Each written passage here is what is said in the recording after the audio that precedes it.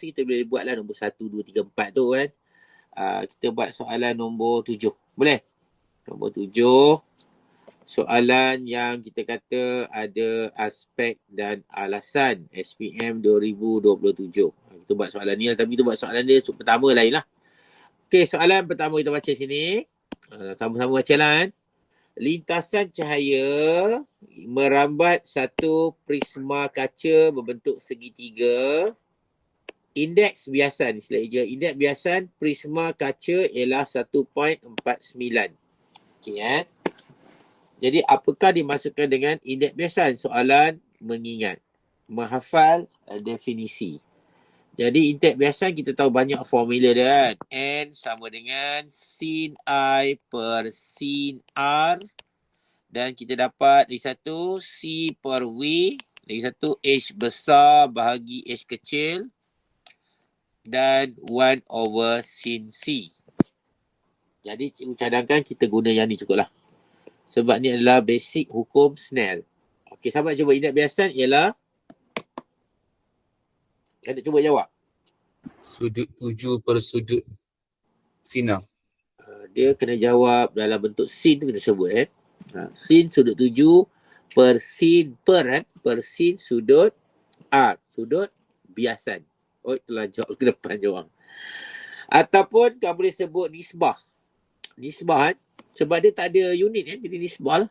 Nisbah sudut 7 per sudut biasan.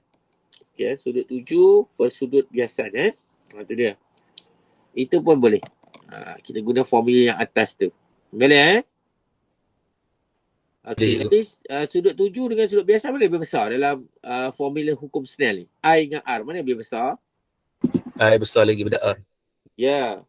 Kalau kamu buat terbalik, kamu akan dapat indeks biasan kurang daripada 1. Itu salah. Okey kan? Mesti sudut atas lebih besar daripada bawah. Tu kena ingat. Kan? Okey, tak apa. Kita pergi pada yang kedua. Soalan B hitungkan sudut genting prisma kaca. Kita guna formula N sama dengan 1 per sin C. Ni macam soalan tadi juga kalau kamu tengok Tadi cikgu boleh laju sikit lah, boleh kan? Kita gantikan 1.49 dalam nilai ni, N. Jadikan C sebagai tajuk rumus. Kita dapat C sama dengan, cuba tekan kalkulator. Dapat apa? Ada lain sikit 1.4 tadi 1.5 kot, 1.49. Okey, berapa?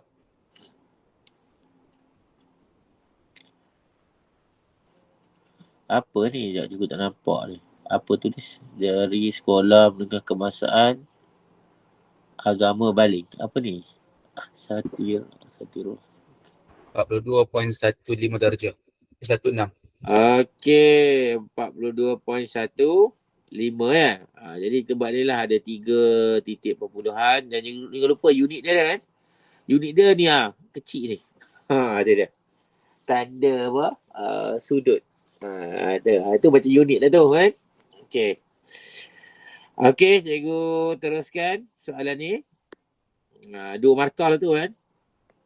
Okey, tengok di sini. Raja, tadi kita dapat apa? 40 apa ni? Tengok cikgu balik. Cikgu tadi tengok kan. 42.155. Okey. Kita buat C sama dengan 42.155. Okey. Okey, kita tengok soalan seterusnya. Dia kata Raja 7.1 lengkapkan sinar cahaya selepas melalui titik O. Jadi kita tengok pertama, cahaya bergerak di sini dalam keadaan lurus. Jadi kita tahu cahaya bergerak daripada udara, iaitu ketumpatan yang rendah. Betul? Jadi kaca ketumpatan yang tinggi. Cikgu buat. Okey, cikgu bagi betul sikit lah. Tinggi tu tak nampak sangat ketumpatan yang tinggi. Sepatutnya bila bergerak pada ketumpatan rendah ke tinggi, dia akan mendekati ke macam normal? Mendekati. Tapi dalam gambar ni kita dapati sinar itu adalah lurus. Betul tak? Tak bengkok. Betul? Sinar tu tak bengkok.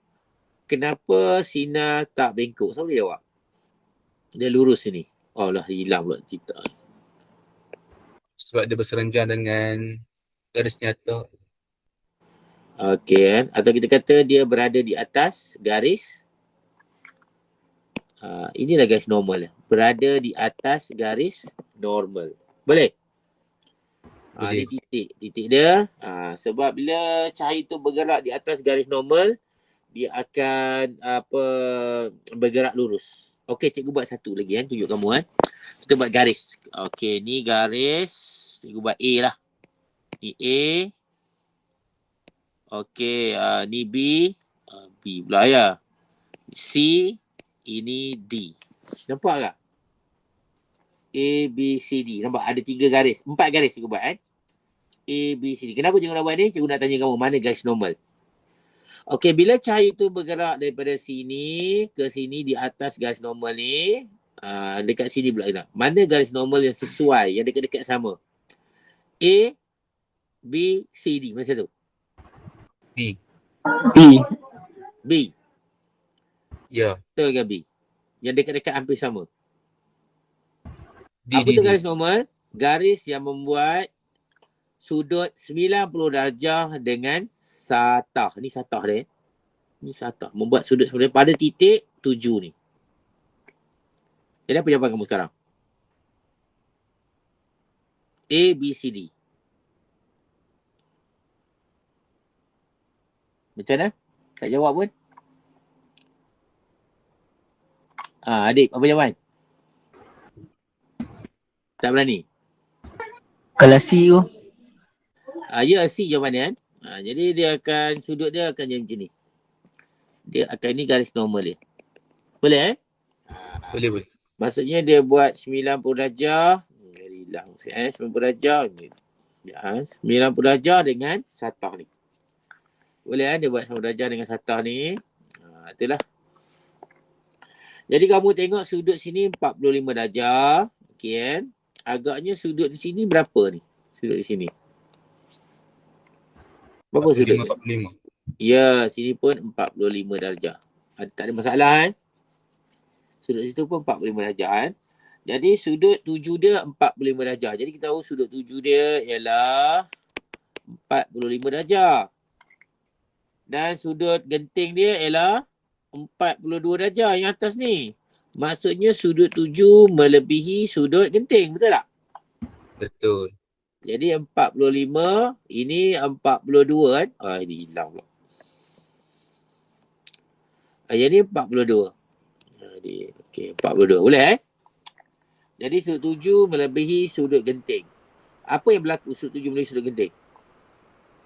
Pantulan dalam penuh. Ya, dia akan, maksudnya sinar ini tidak akan keluar. Dia tak akan keluar sebab apa? Sinar ini bergerak pada ketumpatan tinggi ke ketumpatan rendah. Itu syarat pantulan penuh. Pertama, cahaya bergerak pada ketumpatan tinggi kaca ke ketumpatan rendah. Itu yang pertama. Yang kedua, sudut 7 ni, 45 ni adalah melebihi sudut genting, 42.155. Jadi dia akan dipantulkan kembali. Jadi sudut 45, sudut 7, sudut pantulan akan jadi 45 juga. Jadi sudut tu sama. Kenapa sama? Dia telah mematuhi hukum apa? Pantulan. Hukum pantulan. Faham? Sampai sini dia terus lurus. Dia lurus lah sebab dia di atas garis normal. Dia macam tu. Tu lukisan dia Okey. Dia kata lukiskan sinar selepas melayu. Buat macam tu. Terus lurus. Okey, ada apa-apa soalan? Tak ada cikgu. Tak ada. Jadi 2 syarat pantulan penuh. Iaitu ketumpatan tinggi, syarat pertama, kepada ketumpatan rendah. Cahaya bergerak pada ketumpatan tinggi ke ketumpatan rendah. Syarat yang kedua apa? Siapa ingat? Sudut 7 melebihi sudut genting. Ni. Ini kamu kena ingat. Pentinglah untuk pantulan dalam penuh. Boleh Okey, kita pergi kepada yang seterusnya. Kita buat soalan ni lah Soalan ni lah. Okey ni. Soalan ni kita panggil soalan menilai lah. Menilai daripada gambar ni. Okey, dia kata sini kita baca sama-sama soalan. Raja menunjukkan setiap embun di hujung daun yang diambil menggunakan kanta makro untuk memfokuskan objek jarak dekat. Jadi kanta makro memfokuskan objek dekat dan tentu kanta tu kanta apa? Kanta cembung ke kanta cekung? Cembung. Kanta cembung macam ni kan. Kalau kanta cekung dia macam ni. Jadi kita pilih kanta cembung. Boleh kanta cembung. Okey kan? Jadi kanta cembung biasanya nak tengok objek yang dekat. Betul? Betul. Kita kena tengok pakai kanta cembung. Tengok objek ni kan. Jadi mata kita nak kena tengok, ni mata kita lah. Nak tengok objek yang dekat. Kan? Jadi objek dekat. Jadi bila objek yang dekat, kita perlu kanta yang tebal ke kanta yang nipis ke masa?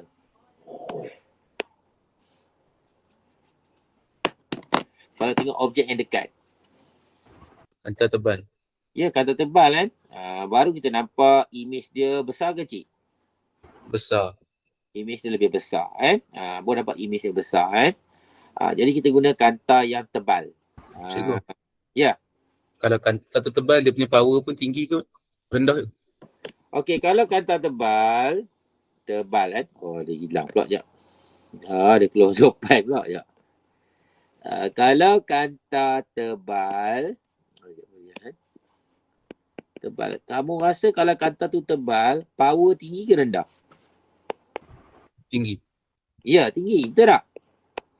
Mesti kawan kata, tebalnya kanta kamu ni, mesti power tinggi. Betul tak? Boleh jadi cikgu nak senang ingat je ni kan. Kanta tebal, kita letak pada, cara ingat gemuk. Kanta tebal, kanta gemuk. Kanta gemuk, power tinggi. Kuat lah. Kalau gemuk tu kuat lah kan. Bila power tinggi, formula power apa? Apa ingat formula power? P sama dengan dah lari pula. P sama dengan, ingat tak? Tak ingat. Tak ingat 1/F. P sama dengan 1/F. Jadi apa hubungan P dengan F? Apa hubungan dia? Berkadar songsang. Ya, berkadar songsang. Maksudnya kalau power tinggi, maksudnya panjang fokus yang rendah. Yang rendah. Boleh? Kalau orang tebal gemuk, maksudnya fokus yang rendah maksudnya tak boleh lari jauh. Ni apa? Fokus rendah maksudnya tak boleh lari jauh. Faham? Tak boleh lari jauh. Maksudnya tak ada pergi jauh lah panjang fokus tu. Jadi kita pilih panjang fokus yang pendek ke besar? Pendek. Jadi panjang fokus pendek ni kita tengoklah. Dia ada nilai 35, ada 90. Jadi kita pilih panjang fokus yang pendek. Boleh kan? Untuk melihat objek dekat. Boleh. Okey, pilih panjang fokus yang pendek. Okey. Jangan sebut nombor kan. Sebab dia suruh bandingkan. Ada setengah pelajar dia sebut nombor. 90 lah, 35 lah sebut kan. Tak mahu sebut macam tu. Kita sebut nilai yang pendek kan. Okey. Okey, jadi apa alasan dia tadi? Kalau panjang fokus pendek? Power lebih tinggi, kuasa lebih tinggi. Okey, bagus. Kuasa yang lebih tinggi. Ataupun kita kata image yang lebih besar. Jadi jawapan boleh banyak kan. Image yang besar, kuasa yang lebih tinggi. Mana-manalah kamu boleh jawab kan. Boleh? Dan kita tengok yang pendek tu mana satu? Yang pendeknya inilah 35 dengan 90. Betul? Kita tanda dulu. Okey, diameter kanta. Diameter kanta kita pilih diameter yang cuba contoh. Apa tu diameter? Ada kanta yang macam ni. Okey, ni diameter. Ada kanta yang macam ni. Kita ada kanta A, kanta B. Mana diameter besar? B. B lah kan? Jadi kamu, kalau kamu rasa mana kanta yang bagus? A ke B dalam ni? Diameter kanta yang besar ke yang kecil? Besar. Besar kan? Okey, apa alasan kalau diameter yang besar ni? Boleh merangkap lebih banyak cahaya. Okey, boleh merangkap. Tapi jangan jawab merangkap Kita jawab lebih cahaya masuk. Boleh? Tapi kalau saya merangkap tak ada masalah lagi dah. Takut dia jadi masalah lah. Macam tadi cahaya terperangkap. Jadi kan ingat tadi kita buat soalan kan? Jadi kita jawab dia lebih banyak cahaya masuk. Banyak cahaya masuk. Ingat ini adalah konteks ruang dalam fizik. Ruang maksudnya besar, banyak. Banyak, besar. Bila cahaya masuk banyak, image adalah image terang. Bright image. Ataupun image dia akan jadi lebih cerah. Kan? Jadi, kamu tahulah soalan seterusnya apa soalan seterusnya kan? Soalan seterusnya dia minta kanta mana yang jadi pilihan kamu. Jadi dah tentu kita pilih kanta Q. Ini Q. Faham? Boleh ke? Boleh. Boleh. Ini soalan nombor boleh? Nombor 7. Boleh kan? Ini soalan SPM tahun lepas ni. Jadi bolehlah kamu fokus tajuk-tajuk cahaya lagi lebih sikit lah untuk ni. Okey. Cikgu teruskan kepada nombor yang seterusnya, itu nombor